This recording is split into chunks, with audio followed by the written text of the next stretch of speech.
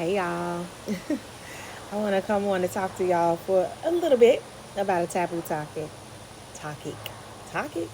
As parents, we want the very best for our children, just as God wants the very best for us. And one of the hardest topics and taboo topics for parents to talk to their children about is navigating sex. Too often, we want to avoid it because it feels easier to avoid it. But in our silence, even though we say that we want to protect them, we're actually leaving them vulnerable. Vulnerable to misinformation from their peers, vulnerable to society's variety of numerous distortions when it comes down to sex and sexuality, and vulnerable to experimenting without wisdom, without education, without caution, without proper education. Here's the truth: sex is a natural, all natural part of life. Desire is not broken, and attraction is not shameful. Denying that truth does not protect our children, but guiding them with honesty does. When we share in age appropriate ways what we've learned, we give them the tools to make choices from a place of wisdom and not secrecy. And that honesty and guidance begins with us. When we are able to reconcile our own story and be truthful and real with ourselves about our own journey, even the parts that we are not proud of, we are able then to lead without fear. In sharing, I do want to say that there is only headlines, of course, when it comes down to certain things and topics for teaching sake. Nothing weird, okay? Age appropriate, nothing weird. I don't talk to my daughters about any experiences. This is more so in regards of the choices of emotional readiness and protection of yourself and soul ties and choosing a quality partner, the repercussions of the decisions that we can make, or the decisions that I made that we are now living in today, that you all see.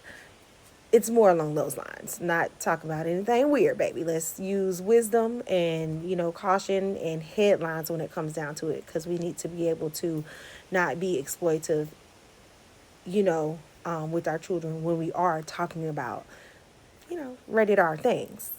But even in saying this, there are many voices, many influences, many visuals, many videos, many images, many different things, that are fighting for their attention on the topic of sexuality. And sexuality is a part of our lifestyles.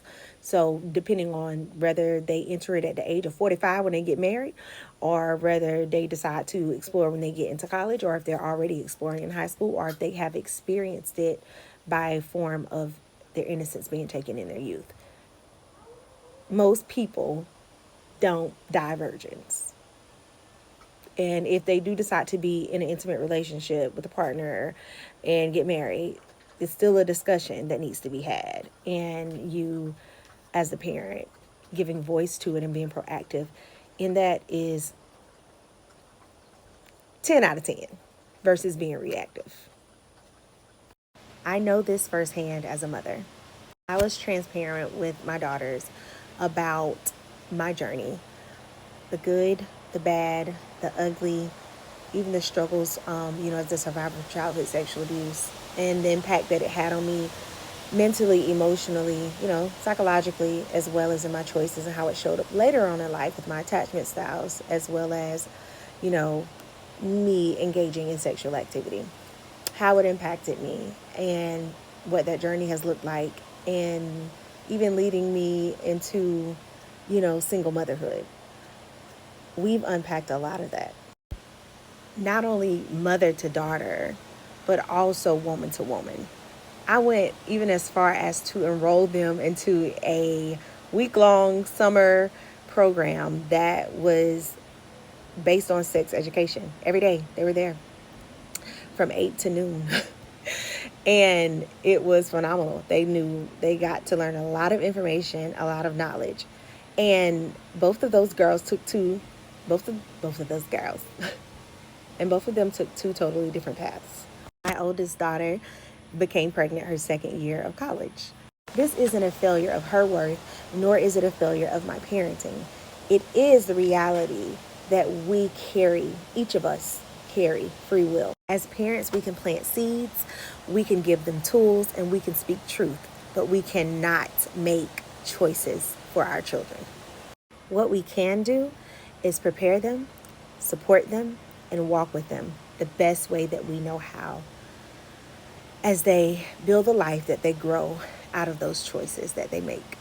Breaking the taboo begins at the family table because silence breeds confusion, but honesty builds trust. This is the heart of my work with my nonprofit, Nurturing Excellence, equipping parents with a variety of tools for their parent toolbox, while also encouraging them to have conversations like this. And it's also the reason why I created my course, Reclaiming Sexuality, Sacred and Unashamed. Because the more that we heal our own stories, the more capable we are of guiding the next generation with truth, dignity, and wholeness. The silence around sex has shaped generations, but that doesn't have to continue. Healing our own story is the first step, and guiding the next generation in honesty is the fruit. My free Sacred Wound meditation is a doorway into that healing journey. I welcome you to dive in. Click the link to download.